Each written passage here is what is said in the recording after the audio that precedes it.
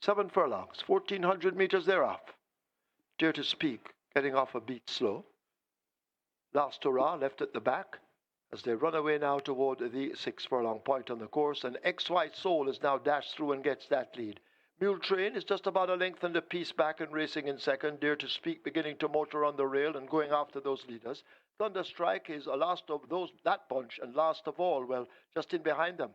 That's Master of All, and a long, long way back to Last Hurrah. They make their way down the backstretch and head now toward the final half of a mile, and Dare to Speak has taken over that lead. XY Soul is a half a length down. Mule Train a length and a tail back racing on the outside. Thunderstrike is a half a length back against the rail. A gap of some 4 lengths opens up to Master of All, and forget Last Hurrah completely out of it. 3/8 of a mile to run.